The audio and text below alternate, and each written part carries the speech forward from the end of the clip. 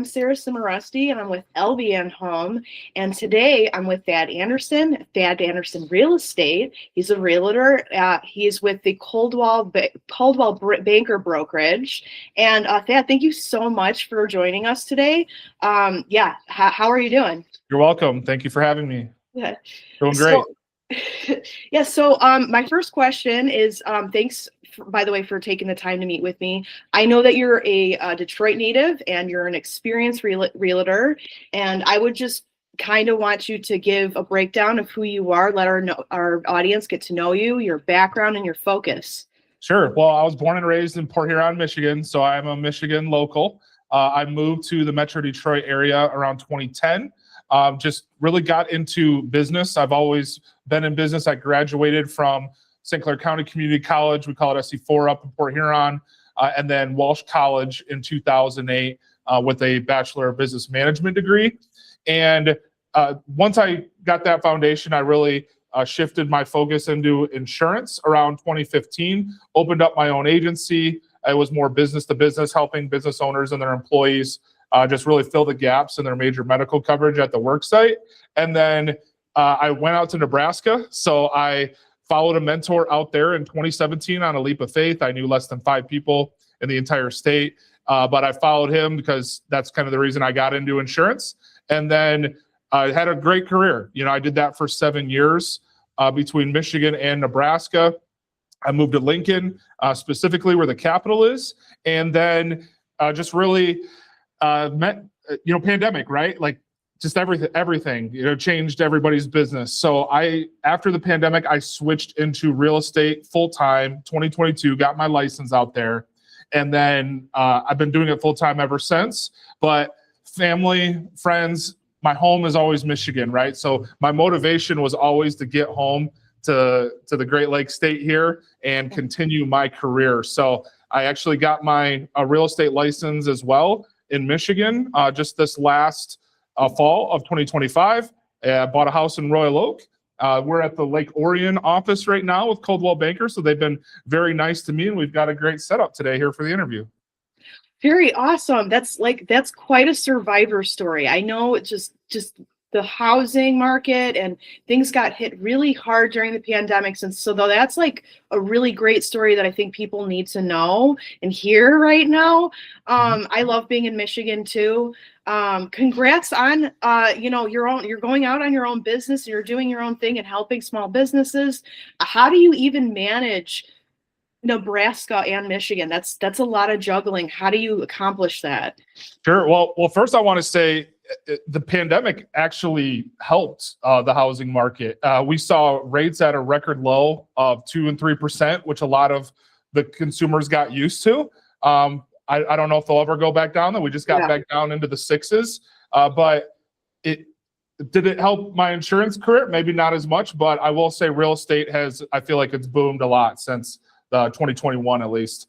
And how do I balance Nebraska and Michigan? It's quite simple. I learned how to duplicate myself, right? Like I've got a business partner out there. I've got a full team backing me. I still have clients out there. So if for some reason one of my clients needs to look at a home or someone new needs to sell their house, I just make a call. That person will go and meet them in person, show them the house, meet them at their house, and really help them from there. But I'm still able to do things remotely, which are those high level activities of realtor, like writing contracts, negotiating, things like that. Looking for the best local businesses? Stop searching and start discovering. Our directory lets you sort by city and type to find exactly what you need, plus links to our exclusive interviews and business contact information. Rediscover an old favorite or find your next favorite spot at localbiznews.net. Check it out now.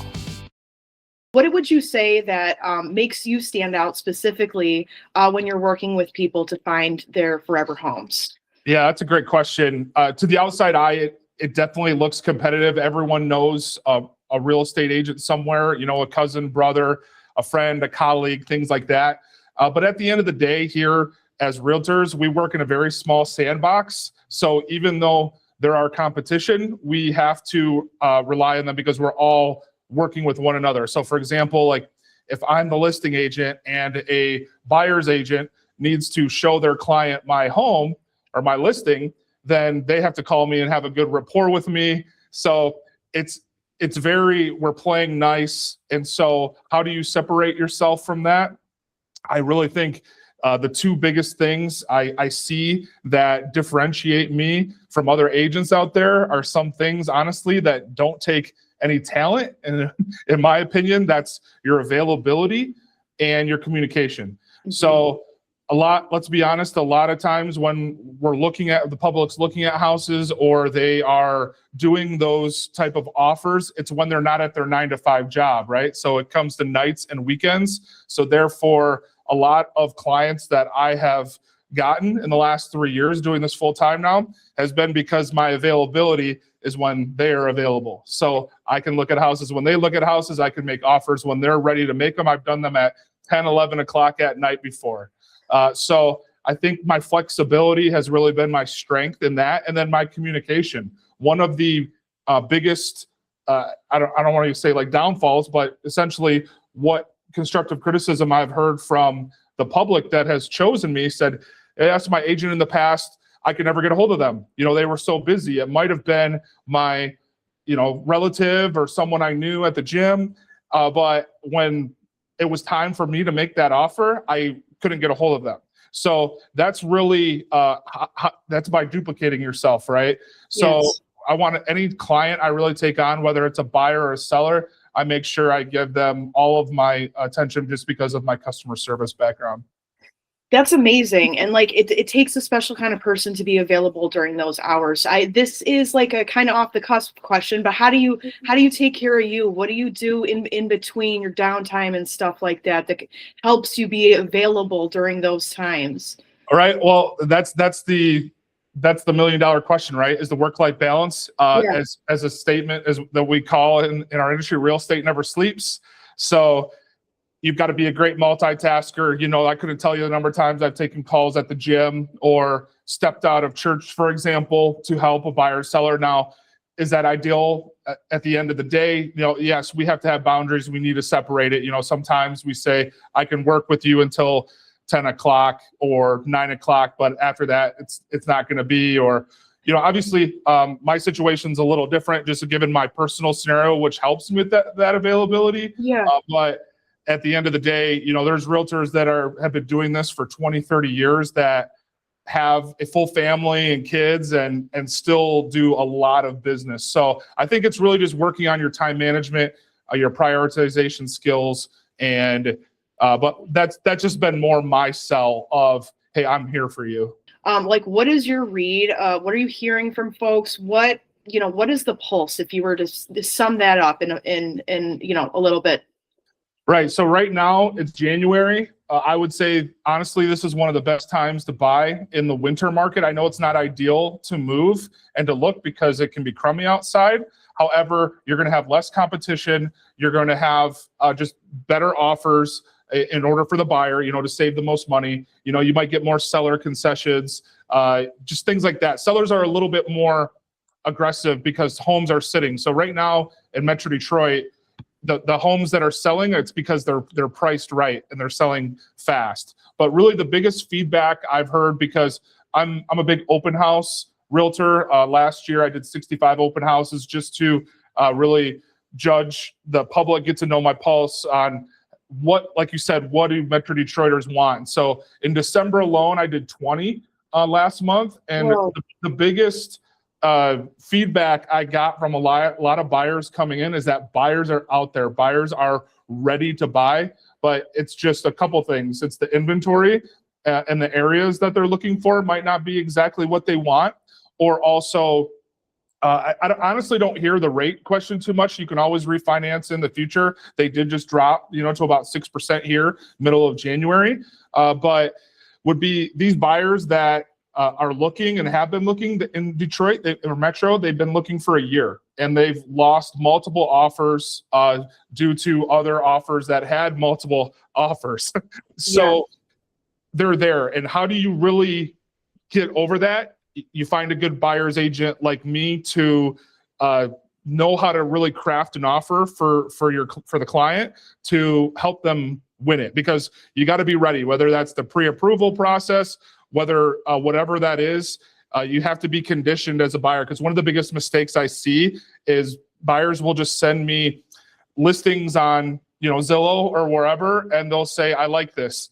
Thad, go show me this. Well, real estate is not a fast food transaction, right? There's a lot of processes that go, and the buyers that are winning those offers in Metro Detroit are ones that have savvy agents that they've educated their buyers. They've sat with them in a buyer consultation. They know everything. They know their needs, their wants. And then lastly would just be, off-market properties. One of the biggest things I see, because I'm on social media a lot, Thad Anderson Realtor, on all handles, but a lot of things I see right now in your Facebook groups are, hey, a buyer saying, hey, I have an agent, but does anyone have a house out there that they're looking to sell that isn't available on Zillow right now?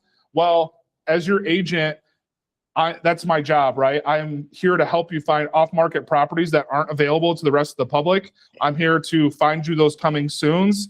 I've helped a lot of my buyers in the past beat the competition that way by knowing exactly what they want, what they're looking for, and also reaching out to those other realtors in my area to help them get those off-market properties, so they're not dealing come springtime with, like we said, those multiple offers and those crazy scenarios that we all hear about in springtime when the market's the hottest. Ready to shine a spotlight on your local business? Share your story and let us showcase what makes your local business extraordinary. Fill out our interview request form to register for a free exclusive interview where we'll dive deep into what sets your business apart and why it's a must visit in the community. Don't miss this chance to amplify your brand and connect with your audience on a whole new level. Connect with local business news today. You are prepared. You've 20 in the December. That is nuts. But you have the energy. That's great. I hope that our viewers watched to this part of the interview, because that was $1 million answer. And really like that you're doing your homework in these Facebook groups. And you heard him. Winter is here. So, okay. Is there anything else that you would like to share with our viewers, Dad? Yeah. The biggest thing, and this is coming, I've been doing this for full time for 3 years now. I've done about 9 million in sales volume as far as residential, commercial real estate goes since 2022. So this is not my hobby, right? This is a full-time job. I look at houses every day. But at the same time, I was also that first-time home buyer. So I actually didn't buy my first house until Royal Oak last year in 2022. So my first couple of years, I was really a tattoo artist with no tattoos. It's kind of what I like to say. But now, I've gone through that. But my point is that I can be in that chair of a first-time home buyer to understand what they're going through, and not necessarily being fully educated on what it takes to buy your first home, or even if you're just searching. The biggest mistake I really see from buyers that are a little bit more amateur or novice and looking to buy their first home is they call the listing agent off the sign.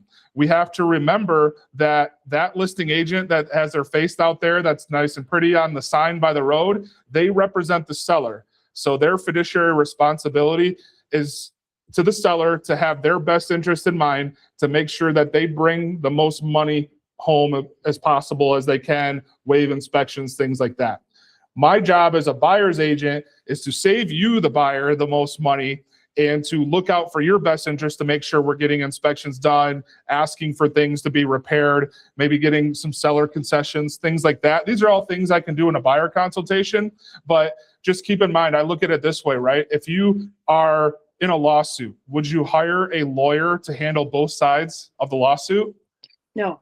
Right. So you want to have your own representation as a buyer or a seller to have that agent, because we see that being the biggest mistake is where whoever is buying that house, they don't feel fully represented, or like that interest was in the best interest of that buyer. So that would just be my really 2 cents for someone that's out there looking. Call me, do a consultation. I can help you. Like I said, I do this full time. I'll be willing to break down everything for you. All my social media is out there, like I said, at Thad Anderson Realtor, if you want to see content. We're even shooting this behind the scenes right now today. So even though this will be posted on your guys' network, we're doing a little bit of stuff too. Amazing.